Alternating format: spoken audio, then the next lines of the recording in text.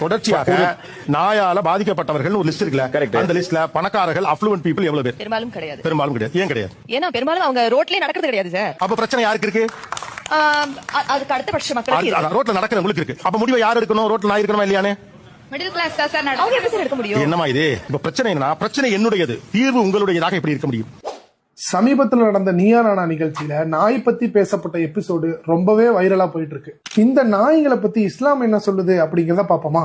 ஆடு மாடு மாதிரி கால்நடைகளை பாதுகாப்பதற்கோ விவசாய பண்ண நிலங்களை பாதுகாப்பதற்காகவோ நாய் வளர்க்க அனுமதிக்கப்பட்டிருப்பதாக இஸ்லாம் சொல்லுது. மேலும் இது இல்லாம வேட்டையாடுவதற்கும் நாய்களை பயன்படுத்தலாம் அப்படிங்கிற அனுமதியும் இஸ்லாம் தருது. இந்த மாதிரி வேலிட் ரீசன் இல்லாம யார் நாய் வளர்க்குறாங்களோ அவங்களுடைய நற்செயல்கள்ல இருந்து ஒவ்வொரு நாளும் நன்மைகள் குறைந்து கொண்டே வரும் அப்படிங்கிற வார்னிங்கையும் இஸ்லாம் தருது. மக்களுக்கு இடையூறு இல்லைன்னா விஷம் தராத பாம்பை கூட கொல்லக்கூடாதுன்னு தடை செய்த அதே இறை தூதர் தான் இடையூறாக இருந்தா எதுவாக இருந்தாலும் அதை அப்புறப்படுத்தணும், இல்லைன்னா அதை கொலை செய்யணும் அப்படின்னு கட்டளையிட்டு இருக்கிறாங்க. இந்த மாதிரி நம்ம வாழ்க்கைக்கு தேவையான எல்லா விஷயத்திலையும் இஸ்லாம் கைடன்ஸ் கொடுக்குதுங்க. இஸ்லாம் பத்தி நீங்களும் தெரிஞ்சுக்கணும்னு விருப்பப்பட்டீங்கன்னா ஒரு குரான் வாங்கி வாசிச்சுதான் பாருங்க. நன்றி.